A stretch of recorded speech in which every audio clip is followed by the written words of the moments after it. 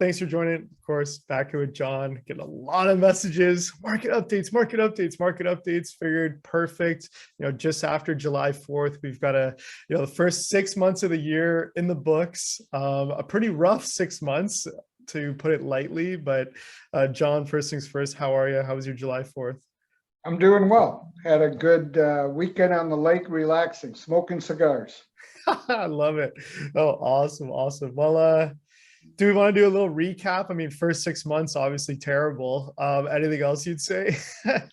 Well, I kind of see the trend continuing. There's nothing in the economy that would suggest things are going to change. The administration is doing that. They're doubling down on the same old things. They're adding regulations, making it difficult for oil producers to get their permits approved and the time it takes to get permits approved. And they're attacking them on the basis in a few years, we're going to put you out of business. So nobody wants to invest in capital equipment or capital structures. We haven't built a refinery since 1977, and we're still canceling more pipelines in the natural gas area and so on. So I don't see any help on the supply side of the equation. The administration isn't doing anything to help the supply side. And, from a macroeconomy standpoint, we're seeing layoffs at some very big companies. You're going to see the unemployment rate go up because the labor participation rate is going to get worse. So people that are not counted in the workforce because they got stimulus money, they got all this money. If you look at disposable income the last 2-3 months, it's fallen off a cliff. So they don't have disposable. They're going to have to come back into the workforce. So all of a sudden you have a denominator and numerator increase. So you should see a spike in the rate. Also, if you look at credit card debts, $1.2 trillion, highest in history. Never been this high before. Also, you look at consumer confidence, Michigan numbers. They've never had such a poor number. The consumer confidence is horrible. Never in the history of the index have we recorded this bad numbers. And if you look at ISM orders, they're coming way off. So everything points to a recession or even a deeper, severe recession that we were kind of looking at back last December when we saw the policies coming into play. So it's hard to be optimistic in the stock market under that basis. And the recent couple of day rallies you're seeing in all the high growth stocks with no revenues and anticipation of future revenues. The ARC stocks had a big move here the last few days, but I'm not participating. I'm looking to stay out. And the couple of stocks I like Lockheed Martin and Dollar Tree, have hung in there well. It's actually provided a positive return. Lockheed Martin's one of the best plays out there, in my opinion. And GM I've been wrong on, but I'm confident GM will eventually turn back around. But I'm not into to hold a stock 2, 3, 4 years, which GM has become a longer term play for me. But I'm okay. You got to have something in the market in case I'm totally wrong on my analysis of the economy. Yeah, well, a lot of people I think share exactly what you said. So some general things. I mean, last time I checked, we did a recording. Oil was $120 a barrel. Now, you see it below 100. I see 95 on the side monitor. So we'll chat about that. And then a lot of people asking, how low can the S&P go? I mean, some people had 4,000 as their bottom. Obviously we're below that. Yeah. Definitely, I think it's going lower. And then, we'll eventually talk about, midterms and kind of the general sentiment people have. But, let's start with oil. So I think last time we talked, I thought oil was going to trade around 100, between 80 and 100. I still hold that because, like I said, there's nothing in the supply side of the equation that would justify any change there.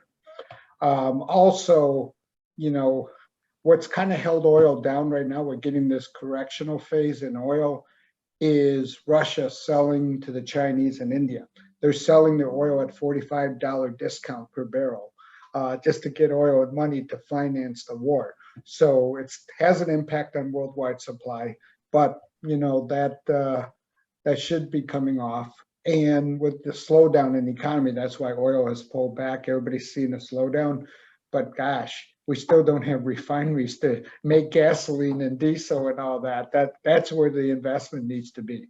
So oil's there. S&P, I was always looking at a 3,400 as the next support zone. I can see that breaking down, going to 3,000, 2,950 range is the next zone. You have to watch to see what it is. I haven't seen the blow off in the VIX or any other indicator to tell me that we have a washout. This is a very strong secular bear market type decline in the marketplace. And I know I've been using the term secular bear for quite a while. So hopefully that, well, I don't know if I'm hoping for that type of market for everybody else. Like I said, I've been sitting on 95% cash since December. And once in a while, I stick my toe in very lightly, and half the time I get it cut off. So I stop sticking it as much. So I'm still doing good. Yeah, well, hey, things keep getting cheaper and your cash is looking good. So here, a general question and a sentiment that you're seeing, I think, echoed a lot is, midterm elections coming up later this year. People expect, hey, if you're the Democrats, you definitely don't want a market like this going into midterms. So people are starting to believe, okay, things are going to change, at least in the short term, sometime around September, October, leading into midterms. What's your thoughts on that? Does it make sense to you? Do you think you'll see a change? I think we can see a counter trend rally in September.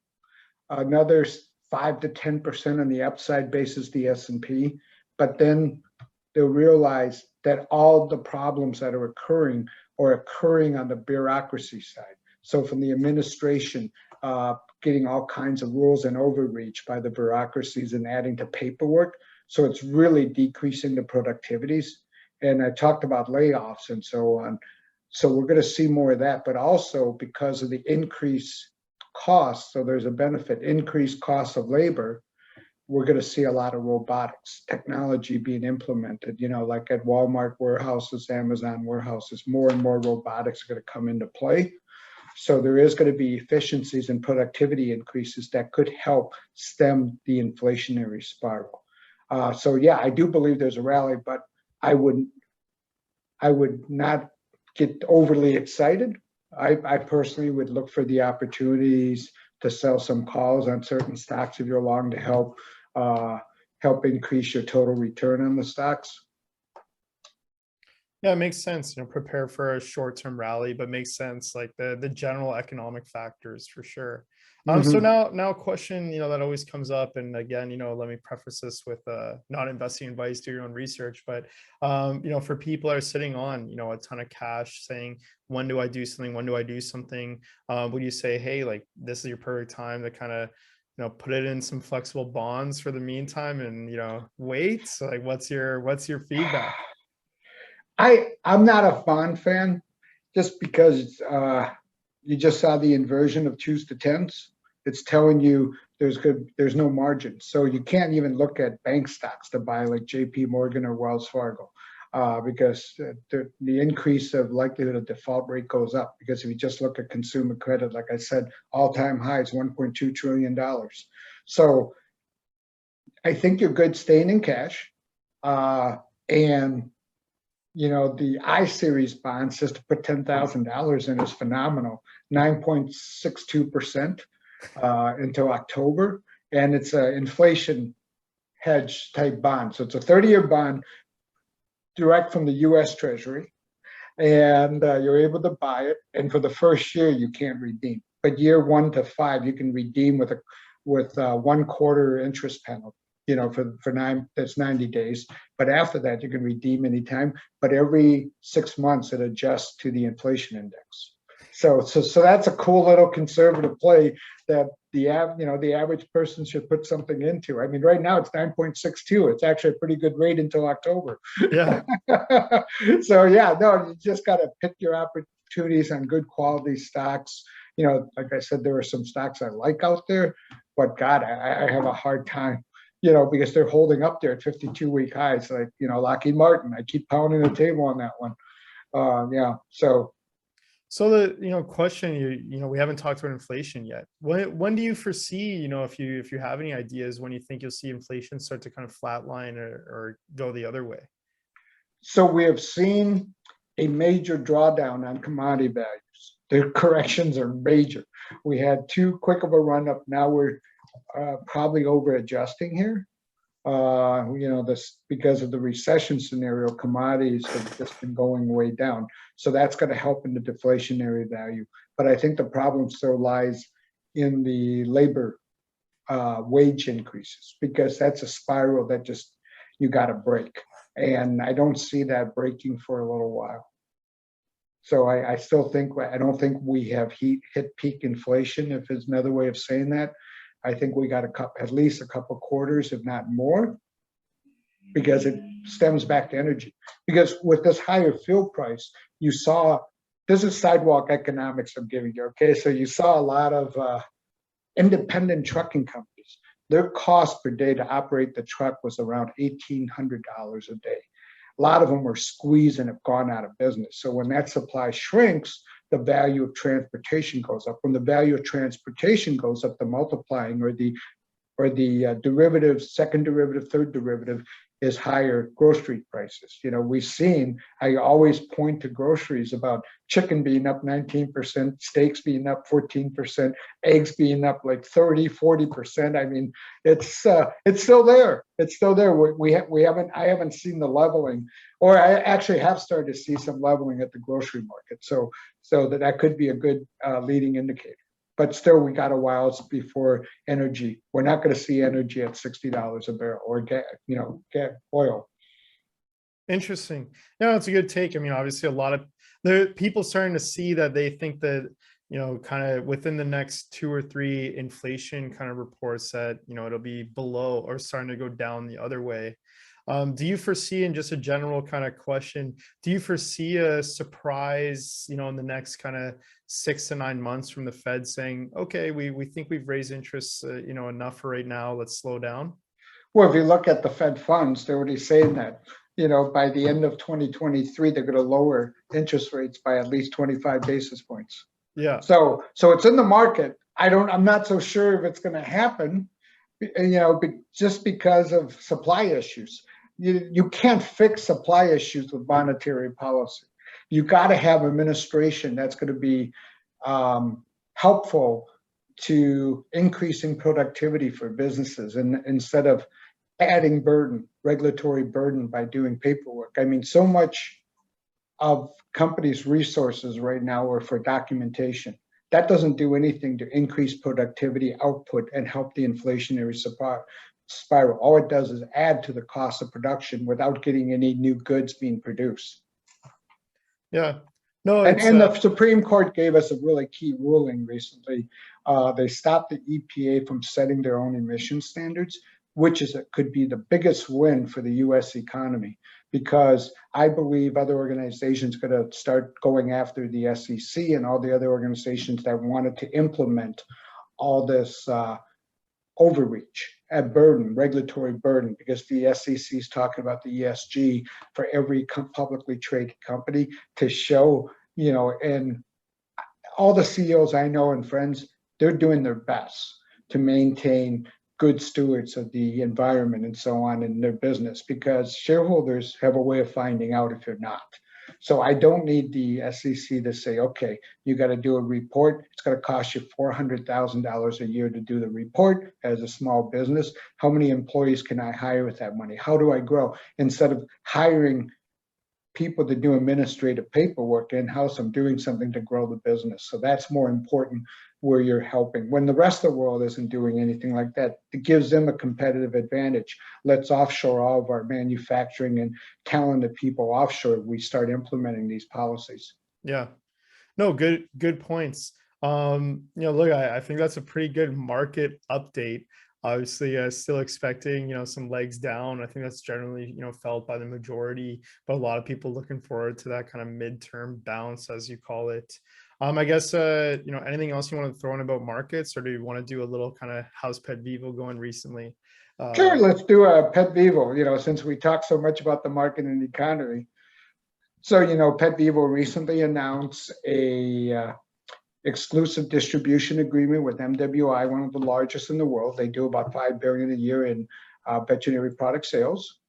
And it's not just one of distribution, it's one of marketing together, promoting together, and working truly as a team together.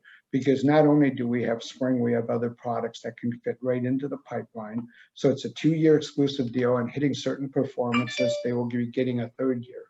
So we're excited to do that. They're probably the best partner we could have gotten.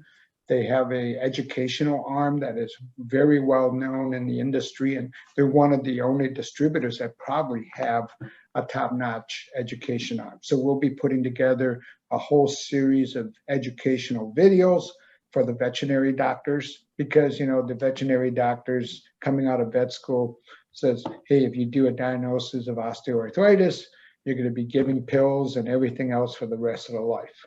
And giving NSAIDs for the rest of the life of the dog is very difficult, because they're going to develop multiple side effects, gastrointestinal tract bleeding, kidney, liver damage, as well as they get more lethargic.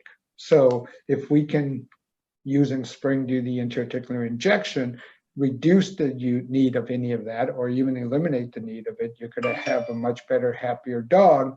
And the pet owner is going to be much more happier, and the vet also is much more happier, because using that process, they're actually providing better outcomes and a better revenue source for themselves. Yeah, no, I saw it. Hey, congratulations. I mean, wild that, Thank you. Obviously they're helping you guys sell it to the educational part. We pounded the table on a lot. It really, and maybe worth even doing a kind of bigger overview of the education. But again, massive. I don't know what else to say, John. I mean, hey, massive company, $5 billion a year in sales. That's pretty 400 territorial managers. We went from 4 sales reps to 400 overnight. So it's just a matter of training them in, and then they'll be buying product for their distribution centers. So that's coming right up. The biggest hurdle right now is having IT people integrate our ordering systems to match, to talk to each other. But we'll have that done in the next 2 weeks. Well, awesome. Well, that sounds like a good problem to have in some cases.